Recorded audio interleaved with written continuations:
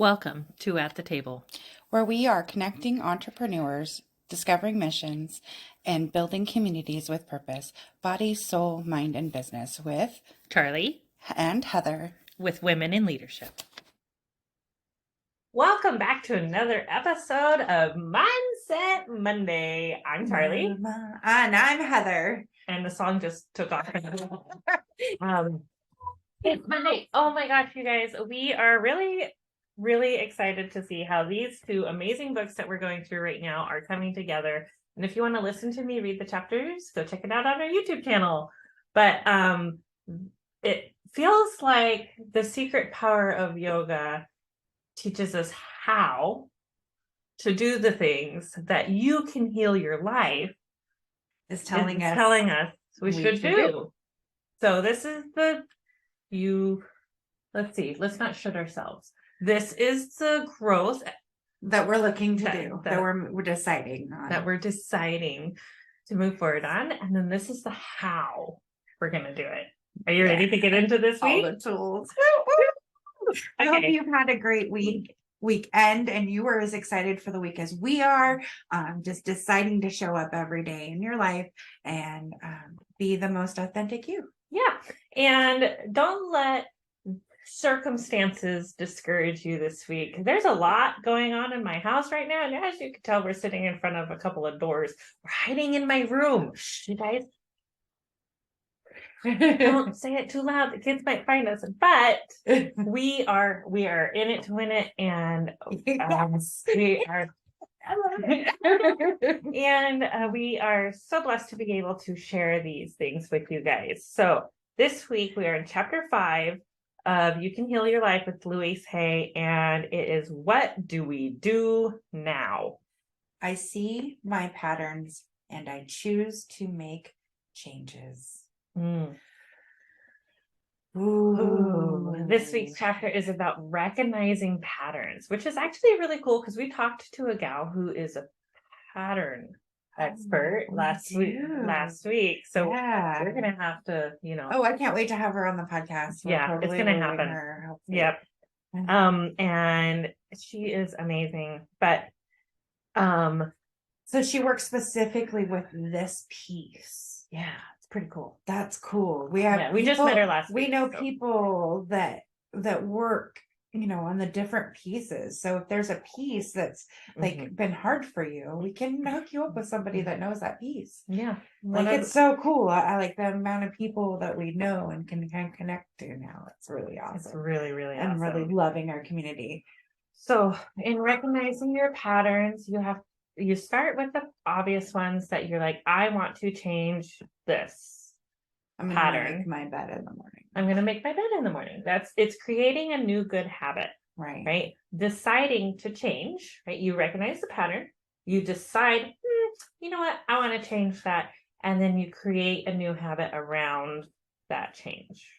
And that's how we make habitual changes for our mental health, for our physical health, for our spiritual health, for our business health, our financial health, relationships, right? You choose that what you did before isn't how you're going to show up the next time. Yeah. And it's really cool that we could decide right now that, you know what, how I dealt with that circumstance or that situation or whatever before, that's not who I want to be. And you can decide to change that. So that's what we're talking about this week. So you got to make the decide. And then when you say that you decide, are you actually willing? That's the next piece. Yeah. Right? So you've noticed the pattern, you observe things. It's just going to go roll with it. It's life. Yep. So yeah, you have to be willing to change. Like, oh, I want to change that, but are you willing to do the work to make it happen? Because creating a new habit is work. It is work. And it starts with mental house cleaning. I like this idea of the mental house cleaning because I never really thought about my brain in this way. Right? And the patterns that we're creating. Yeah. And you could think of different things as different rooms in your house, in your mental house, like like I said earlier, physical health, mental health, spiritual health, relationships, community, And so each one of those could be a room in your brain and how you process it. So maybe I'm going to work on my house at home so that I have more mental capacity for outside. I'm really off topic there, but yeah, it does go together, right? It does. Yeah. Because if you have, this is how I feel, if you have a space that you wake up in the morning that you enjoy,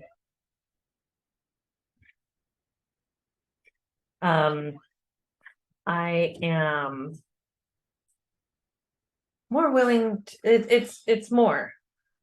It feels goes more. deeper because when you wake up and your room feels good, then you're already mentally feeling better, right? Like you've created the space for your mental change to occur. It's an interesting coinciding, but it was off topic. It was. There's many different ways to change, and she talks about different ways that people can change throughout here, but it's like you recognize the pattern, you decide you want to change it, you're willing to change it, and then you set a new habit to make it happen. Right. And then you do all the habit stuff. So then that's pairing a habit with a habit you already have. And all the other tools that we've already used in other situations. Now talk for a minute about that, pairing a habit with a habit you already have. So if you have a habit, well, like it's a habit to go to the bathroom, right? We go into the same space. So when I walk into the bathroom, now I'm going to look in the mirror and look myself in the eyes and say, I love you to myself. And, that's just I'm in the bathroom going potty. You're pairing it with something. There's already a mirror there. Yeah. Right. And speaking of this practice that Jackie talked about with us last week, I have been playing with the idea of actually looking myself in the eye when I go to the bathroom and wash my hands or brush my teeth. And I actually have been trying to look myself in the eye. And you guys, it is not easy. It's not. It's not easy. And then Heather over here, I go over to see her, and her mirror doesn't even show her head. Like I have to sit in the chair to look in my mirror. It's not mounted. It's not in a good spot yet. If you don't have a mirror where you can see yourself and look yourself in the eye, try to do that for yourself. Okay. If you need to practice that positive self-talk with yourself, you can even use your phone. I love if you need to. You're so nice. We all need to practice. We all do. Because it's all of us. That's one of the things that she reminds us of in the front, right? We all have these things in our heads. We all have these moments we're having a hard time. Yeah. Yeah, we do. We do. We all have these things. But like I said, if you need to video record yourself on your phone to tell yourself you love yourself. Right. You have access to something right through. And then if you record it, you can hear it. You can play it for yourself. Ooh, that's really powerful too. And read your affirmations. Ooh. I'm gonna read the affirmation this week from chapter 5. In the infinity of life where I am, all is perfect, whole, and complete. I now choose calmly and objectively to see my old patterns, and I am willing to make changes. I am teachable. I can learn. I am willing to change. I choose to have fun doing this. I choose to react, though I have found a treasure when I discover something else to release.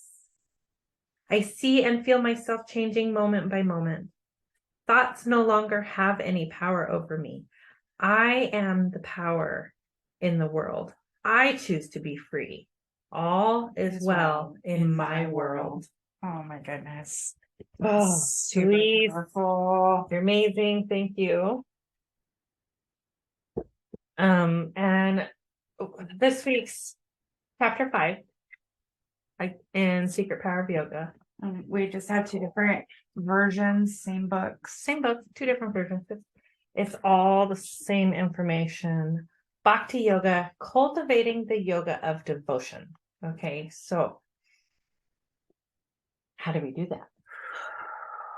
Oh, let's get in it. Let's get in it. Let's get in it. How do we do that? And what is the devotion we're talking about?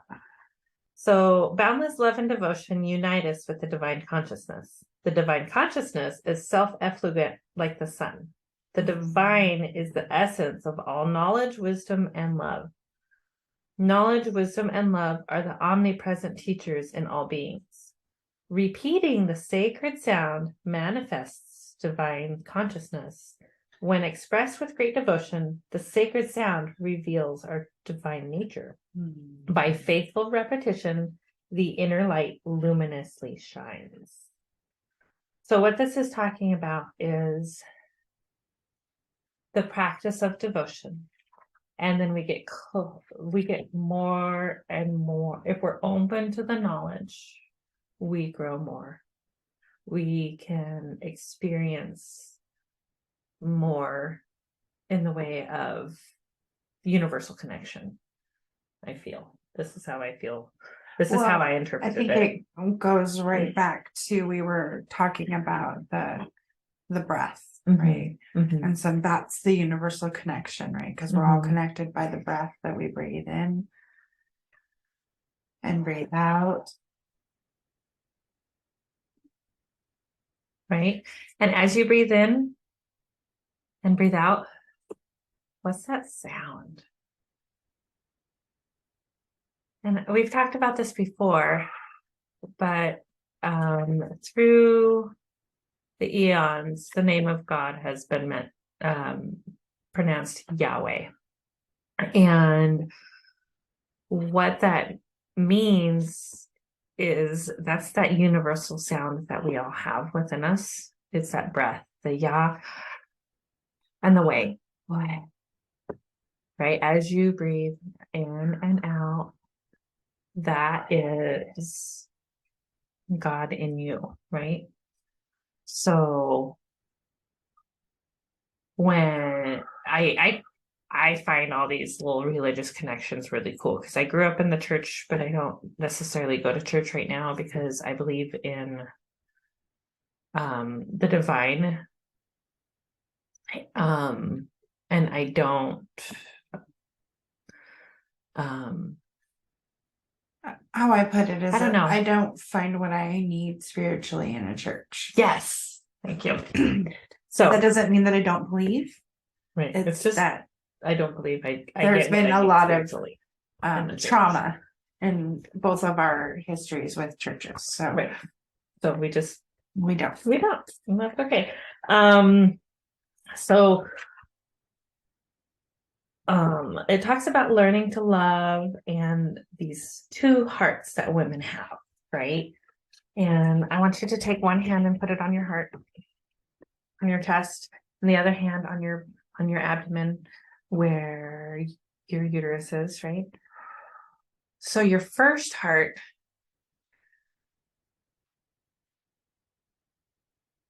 begins in your mother's womb.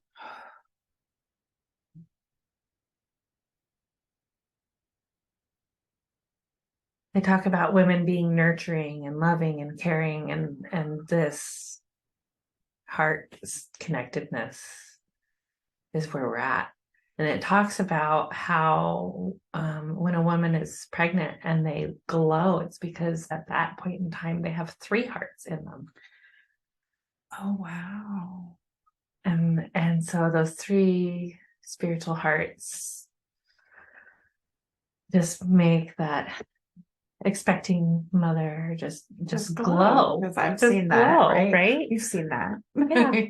There's It's just a different vibration. You just right? know You know.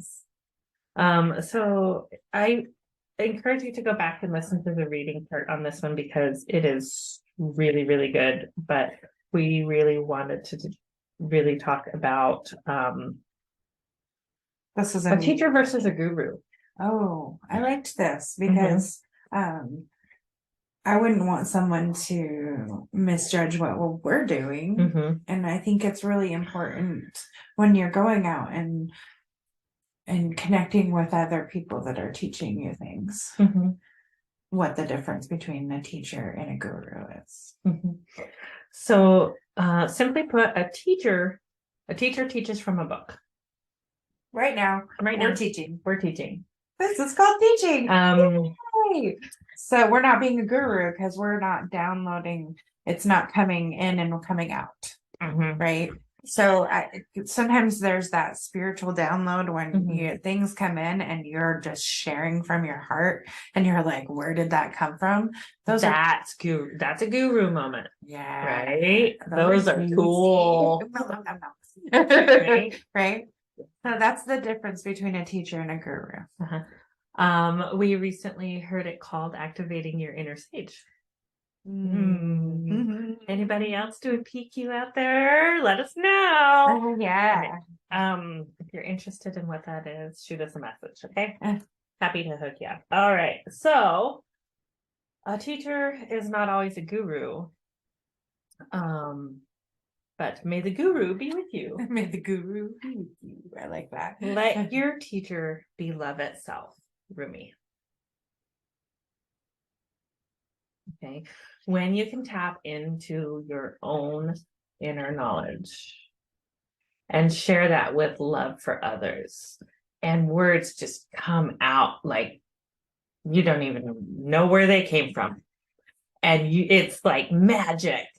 And it's just really cool.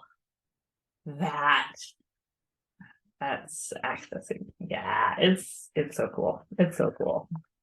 If you have had that kind of experience, you know what we're talking about. And it's like you really connect energetically with the person or people that you're talking to, or you just intuitively know that there's somebody in that room that needs that message.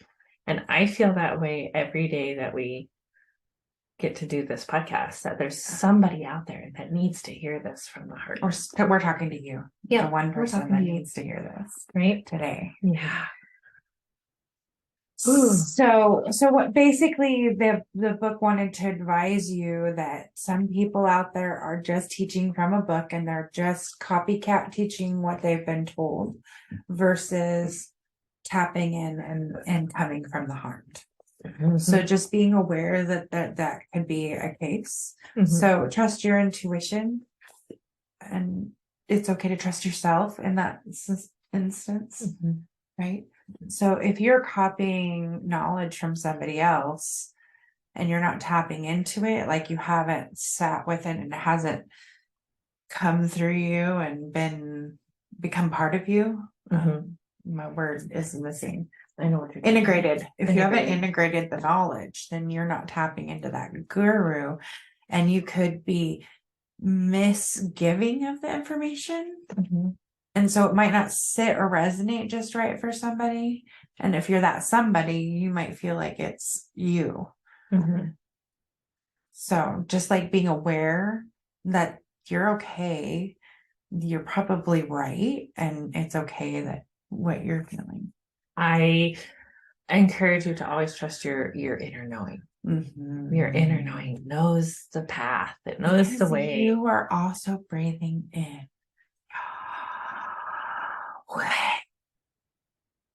Right? So you have inner knowing. All right. We're gonna do a practice to wrap up today's episode, but I wanted to explain it to you a little bit first. You guys have all heard the sounds Om, right? But do you know what it actually means? Right?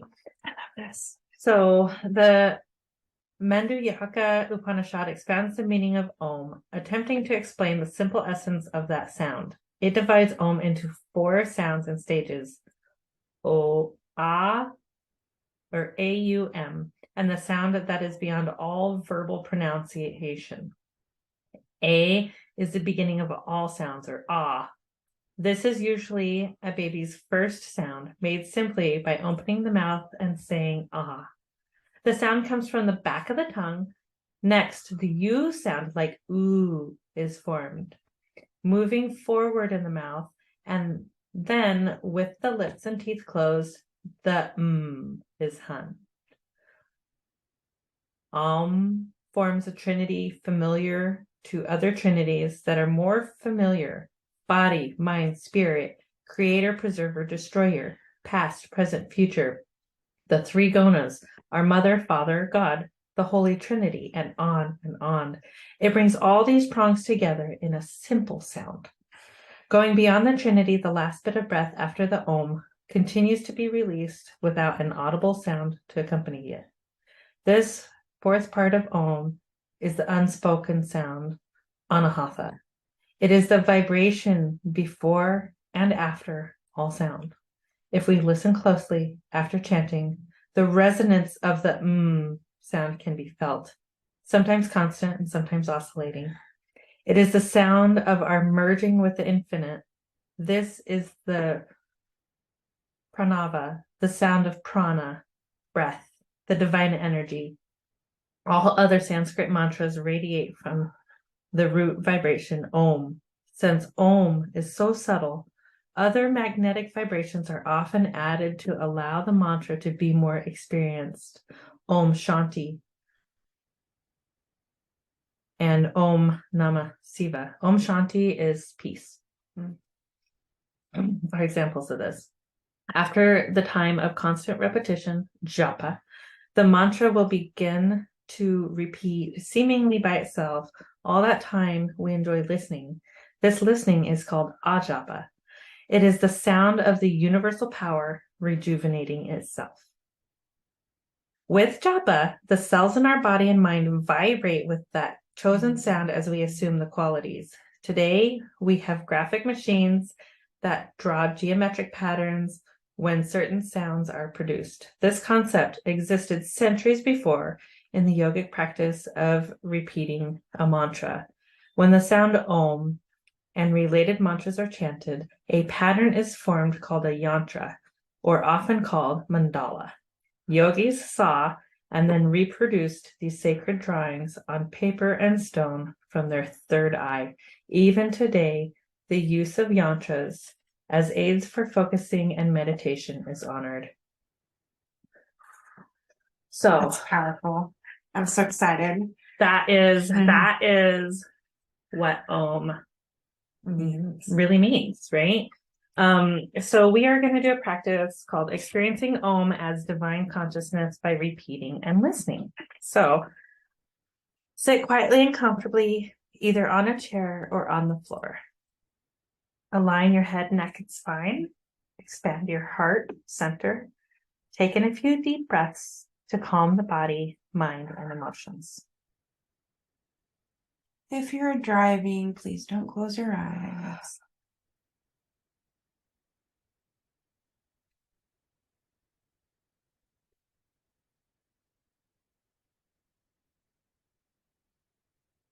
Begin to chant the sacred mantra Om 4 distinct ways.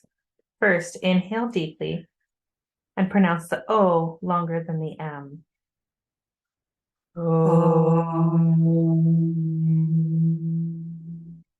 This enlivens the earth chakras, energy centers, and allows us a feeling of groundedness.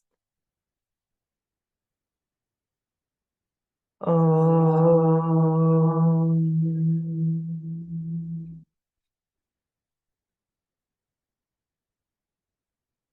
Om.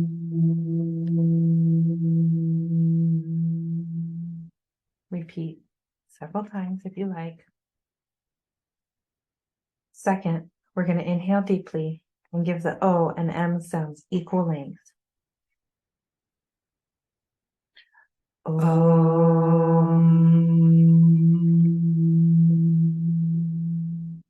This brings balance to the earth and higher chakras. Om.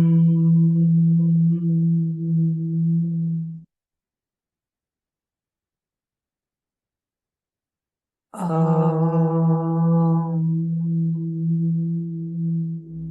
You can repeat this several times. Third, inhale deeply and elongate the M sound. Om.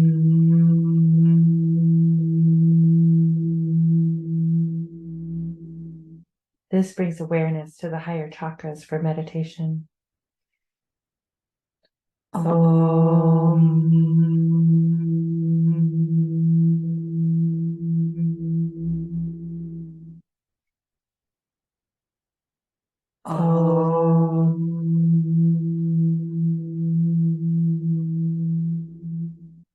Repeat several times if you like.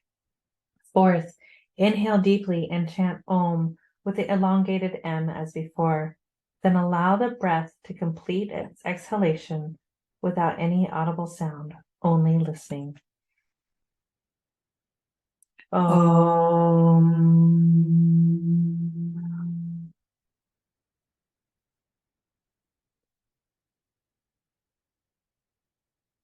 Om.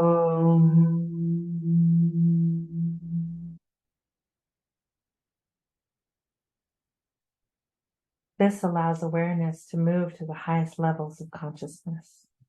Repeat several times.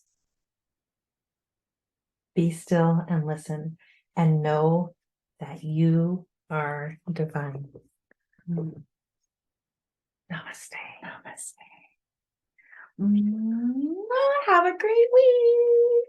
Stay tuned for more information. And now networking. We help these young women transition from high school into college. And ours is a unique program because we are helping them each year of college till they get that bachelor's degree or go into their chosen career. And so that mentorship goes on through college and actually after college, because what we have is we have 2 phases in our program. And that first one is getting them through high school to college to their career. And once they're in their career, they're a Now member forever with a free membership. And we have mentors in place, business coaches that help them to learn the essential skills to run an effective business.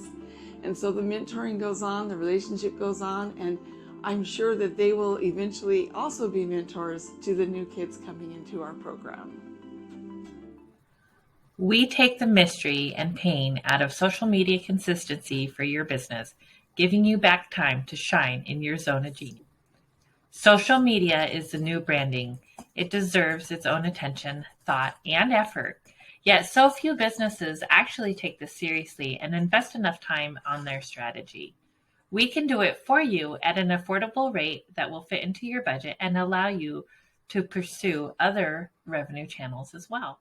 The hardest part of social media management is keeping up the consistency to be seen and know what to post, when to post. Are you ready to have everything ready to go for you, saving you time and energy by not having to do it all yourself? Still getting your message out so that people get to know you, like you, and develop trust while opening yourself up to more time for the business of your business where you shine. Working with Women in Leadership, BSMB LLP, is a unique experience that bridges the gap from face-to-face to virtual relationship marketing. Not only do we love to help you shine on social media, we love to share tools to help you grow with us, body, soul, mind, and business. Check out our podcast and YouTube channel for Mindset Mondays, Social Media Training Wednesdays, business interviews and special topics on Fridays, and weekly readings on Sundays.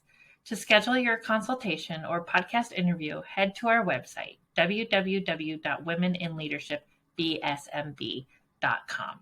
And don't forget to subscribe to our YouTube channel so you get our weekly readings on Sunday, our podcast, Mindset Monday, Social Media Training with Heather on Wednesdays with a live Q&A, and guest interviews and special topics on Fridays. Thank you for joining us. Find out more and schedule with us online at www.womeninleadershipbsmb.com, where you have a spot at the table. Thank you for joining in on the fun. Be sure to like and subscribe for more.